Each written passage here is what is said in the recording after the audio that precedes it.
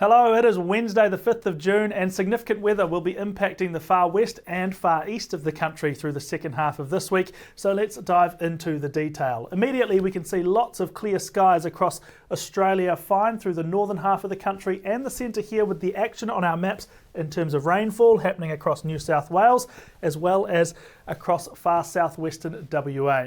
The wet weather will kick off in both of those regions late on Thursday, and then it is expected to be quite wet on both edges of the country through Friday.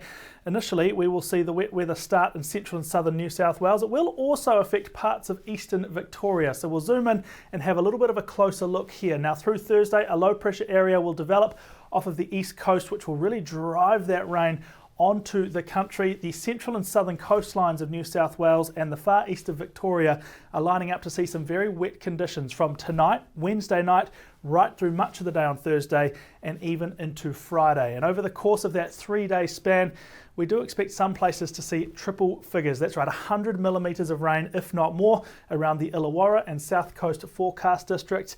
And because of that heavy incoming rainfall, we have issued a severe weather warning for heavy rain. 100 to 150 millimetres is expected in this yellow area over 24 hours from Thursday morning to Friday morning. Could see upwards of 200 millimetres in one or two locations as well. Just a refresher on the districts, this is the Illawarra district here. This is the South Coast forecast district, so just the far north there, and then the central and southern tablelands also picking up some of that heavier rain. It will be wet in Sydney, but note at the moment the heaviest falls are expected to be south of the city. Let's pop across the country to the far side because there will be a significant cold front approaching Perth on Thursday as well, reaching land during the morning, reaching the city during the evening, then on Friday continuing to move north and eastwards and spread a weakening band of rain across the southwest of the state. That's not the last of the wet weather though. You will see another cold front waiting in the wings, ready to arrive this weekend.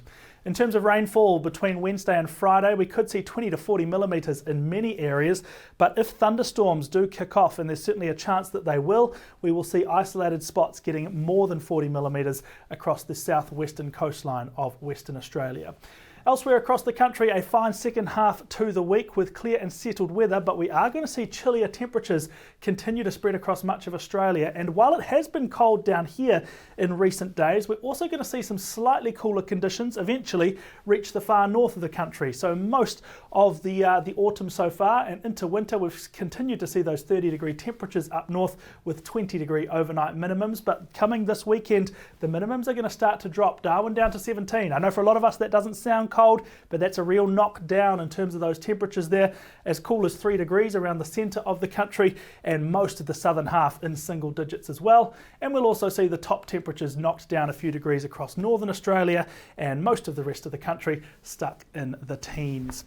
So there is plenty happening depending on where you are in the country, so do check out your local forecast at the Bureau website app, and we'll keep the updates rolling on social media too.